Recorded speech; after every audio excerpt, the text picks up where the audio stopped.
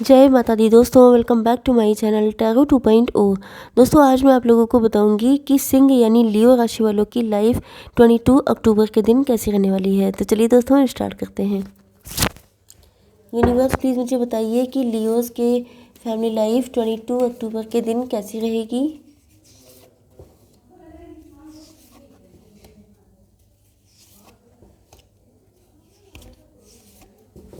Leos की business and job कैसी रहने वाली है 22 अक्टूबर के दिन।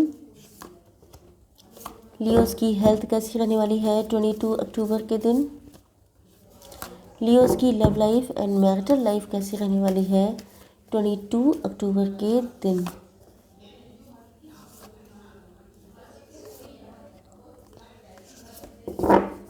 Okay, bottom of the deck आ चुका है एस ऑफ वैंड्स का कार्ड। इसका मतलब ये है कि आपकी ज़िंदगी में ग्रोथ, सक्सेस, स्टेबिलिटी आने वाली है। ये ग्रोथ, सक्सेस सॉरी, ये सारी चीज़ें या तो आपकी मैरिटल लाइफ में आ सकती हैं, लव लाइफ में आ सकती हैं, या आपकी हेल्थ, आपकी फाइनेंसेस, किसी भी चीज़ में आ सकती हैं। एंड ऐसा लग रहा है कि जैसे आप बहुत ज़्यादा पेन में हैं प्रेजेंट टाइम में, बट ये सारी चीज़ें या तो आप इन्हीं सारी चीज़ों के लिए स्ट्रगल कर रहे हैं।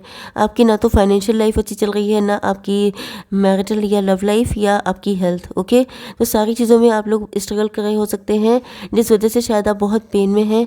तो आप चाहते हैं कि आपकी लाइफ में स्टेबिलिटी आ जाए। एंड सेम सिचुएशन आपके पार्टनर की भी हो सकती है। आपके पार्टनर के sign Aries, Leo, Sagittarius, Cancer, Scorpio, Pisces, Taurus, Virgo, Capricorn and Libra, Gemini, Aquarius हो सकते हैं। मतलब कर्क, वृश्चिक, मीन राशि, मेष, सिंह और धनु राशि, वृषभ, कन्या, मकर राशि, तुला, मिथुन, कुंभ राशि। ओके, तो यस, आपके पार्टनर की ज़िंदगी में अगर कोई थर्ड पार्टी है तो भी, एंड अगर ये सिंगल हैं, इनको बहुत सारे लोग अप्रोच करते हैं, बहुत सारे लोग इनको लव का ऑफ़र देते हैं, या इनके लिए मैरिज के प्रपोजल आते हैं, तो ये किसी को भी एक्सेप्ट करने को तैयार नहीं है। अगर कोई रोमांटिक थर्ड पार्टी है, वो भी इनको अट्रैक्ट करने की कोशिश करती है, तभी भी ये उस पर ध्यान नहीं दे रहे हैं, क्योंकि ये बिल्कुल क्लोज्ड ऑफ हो चुके हैं। या ये मान लीजिए कि ये आपके लिए ज़िद बना के बैठ गए हैं कि मुझे सिर्फ वही पर्सन चाहिए, या ये अपने थॉट्स में क्लियर हैं कि मुझे क्या चाहिए क्या नहीं। ये चीज़ इनको समझ में आ चुकी है। बट दिक्कत ये है कि आप लोग बिल्कुल मिस्टीरियस हुए बैठे हैं, अपनी फीलिंग्स को एक्सप्रेस नहीं कर रहे हैं। आपके पार्टनर आपको लेके दिन रात मैनिफेस्ट करते रहते हैं, मतलब जानबूझ के नहीं, ऐसा नहीं है कि डेलिबरेटली आपको मैनिफेस्ट कर रहे हैं कि मुझे ऐसा करना है, लेकिन ये आपको सोचते इतना ज़्यादा हैं, क्योंकि अगर कोई इंसान किसी के लिए सब कुछ छोड़े बैठा है, तो नो डाउट आप उसके माइंड में 24 घंटे आपकी यादें हैं, आपको मिस करने की एनर्जी है। तो जिस वजह से ये आपको इस कदर मिस करते हैं, इस कदर आपको याद करते हैं कि कहीं ना कहीं या तो ये लॉ ऑफ अट्रैक्शन फॉलो कर रहे हैं, या ये इस चीज़ को मानते हैं कि अगर आप किसी चीज़ को शिद्दत से चाहते हैं तो कायनात लग जाती है आपको मिलाने में। तो या तो ये आपको कायनात से छीन लेना चाहते हैं, लेकिन इनको दिक्कत इस बात की बहुत ज़्यादा है कि आप अपना मुंह क्यों नहीं खोलते हैं। ओके, ये आपको जिस तरीके से देखते हैं कि आप बिल्कुल बैलेंस हैं, आप बिल्कुल अपनी लाइफ में बहुत ज़्यादा स्टेबल हैं, तो ये चीज़ इनको परेशान कर देती है कि क्या चक्कर है, क्या वजह है। मतलब क्या आपको इंटरेस्ट नहीं है, क्या आपने मूव ऑन करने की सोच रखी है, या क्या आपको इनकी नीड ही नहीं है। तो बहुत सारी चीज़ें इनके दिमाग में आती हैं। एंड ये भी हो सकता है कि पहले आपके पार्टनर प्लेयर टाइप के थे, हो सकता है कि इनके मल्टीपल अफेयर्स रहे हों, या ये भी हो सकता है कि ये माइंड गेम खेलते हों आपके साथ, मैनिपुलेटिव हो सकते हैं। आपके पार्टनर हैं तो थोड़े चगर टाइप के, मतलब कि ये जो हैं थोड़ा सा, मतलब आपके साथ हो सकता है इन्होंने बहुत सारे गेम खेले हों, बहुत सारी चीज़ें इन्होंने करी हों, बट नाउ अब ये किसी वही चीज़ मैंने देखा कि इनके पास प्रपोजल्स बहुत सारे आते रहते हैं। आपके पार्टनर या तो बहुत अट्रैक्टिव हो सकते हैं, या तो वेल्दी हो सकते हैं, तो जिस वजह से इनके पास प्रपोजल की कमी कभी नहीं रहती है। बट अब इन्होंने डिसाइड कर लिया है कि इन्हें सिर्फ आप चाहिए। पहले की जो एनर्जीज़ थी उनमें काफ़ी चेंजेस आ चुके हैं जब से ये आपके कनेक्शन में आए हैं, क्योंकि आप इतने प्योर हार्टेड हैं। हो सकता है कुछ लोगों के लिए आप लोग टैरो रीडर हैं, या आप लोग स्पिरिचुअलिटी में हैं, या आप लोगों को देख करके, मतलब आपकी एनर्जीज इस टाइप की हो सकती हैं कि जिसके बाद, मतलब आपको मिलने के बाद ये फिर किसी और से अटैच हो ही नहीं पाए। आप लोग हो सकता है कि या तो अपने फाइनेंसेस पे बहुत ज़्यादा फोकस्ड हैं, या आप लोग घर से कोई काम या बिजनेस कर रहे हैं, या आप लोगों ने आप लोग बहुत ज़्यादा डेडिकेटेड हैं अपने काम को लेके। आपका फोकस अपने काम पे हो सकता है, मतलब आपके पार्टनर का फोकस आप पर है एंड आपका फोकस अपने काम पर है। यहाँ पर एनर्जीज वाइस वर्सा भी हो सकती हैं कि ये सारी सोचें आपकी हैं। ओके, वैसे आपके पार्टनर हैं ये, बट आप भी हो सकते हैं वाइस वर्सा होने की वजह से। अब आप लोगों की बिज़नेस एंड जॉब देख लेते हैं, तो मुझे लग रहा है कि आप लोग अपने बिज़नेस एंड जॉब में खुश नहीं हैं।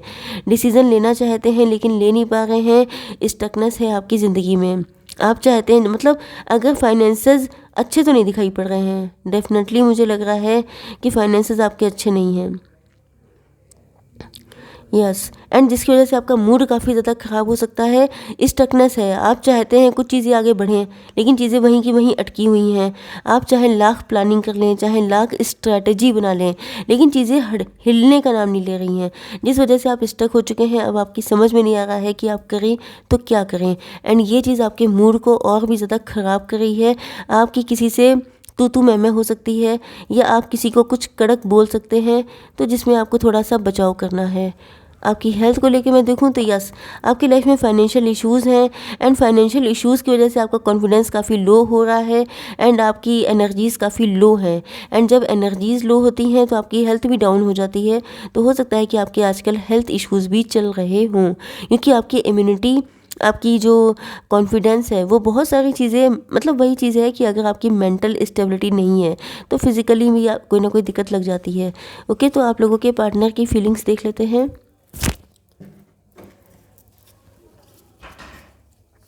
यूनिवर्स प्लीज़ मुझे बताइए करंट फीलिंग्स क्या है मेरे व्यूअर्स के पार्टनर की।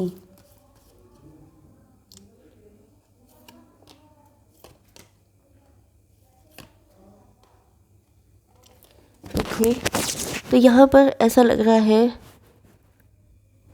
देखिए अगर आपके पार्टनर की लाइफ में कोई थर्ड पार्टी है तो ये उससे आज़ादी चाहते हैं, या अगर इनको कोई भी अगर ये कंफर्ट जोन में भी थे एंड ये वहाँ से निकल नहीं रहे थे, भले ही कंफर्ट जोन में ये कितने भी पेन में थे, निकल नहीं पा रहे थे, तो भी ये उस चीज़ से निकल रहे हैं प्रेजेंट टाइम में, क्योंकि आप इनकी विश फुलफिलमेंट हैं। इनकी लाइफ में खुशियाँ नहीं हैं, अगर ये किसी के साथ मैरिड हैं तब भी नहीं है, तब भी दिखाते ऐसे हैं कि जैसे ये बहुत ज़्यादा फुलफिल्ड हैं, बहुत ज़्यादा खुश हैं, लेकिन वही चीज़ है कि रियलिटी तो हर इंसान को खुद ही पता होती है। तो यस, ये वहाँ से किसी भी ऐसी सिचुएशन से जो नेगेटिव थी, जो कंट्रोलिंग थी, जिस चीज़ में ये फंसे बंधे हुए थे, वहाँ से ये निकलने वाले हैं। आपको लेके बहुत ज़्यादा मन्नतें मांग रहे हैं, अगर कोई गलती हुई है तो उसका पश्चाताप कर रहे हैं, एंड कहीं ना कहीं इनको पता है कि आपके अंदर वो हीलिंग क्वालिटीज़ हैं जो आप इनको हील कर सकते हैं, एंड आप दोनों एक दूसरे के लिए इक्वली बहुत ज़्यादा इम्पॉर्टेंट हैं। ये आपको बहुत संभाल के रखना चाहते हैं, आपके पेन से छुटकारा दिलाना चाहते हैं, एंड अगर इनकी ज़िंदगी में कोई दुख है तो ये उससे भी आज़ादी चाहते हैं। वही चीज़ आ गई फ्रीडम का कार्ड। यस, इनको सच्चाई पता चल चुकी है, इनकी थर्ड आई ओपन हो चुकी है, या ये कहा जाए कि इनकी आंखों पे अगर कोई पट्टी बंधी थी तो इनको अब पता चल गया है।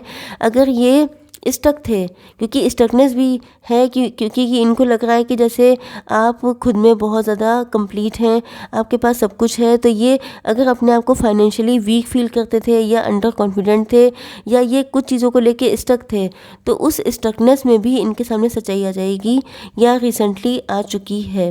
कोई सच है जो इनके सामने आ गया है, एंड देन ये आपकी तरफ मूव करने वाले हैं। Yes, you can see this.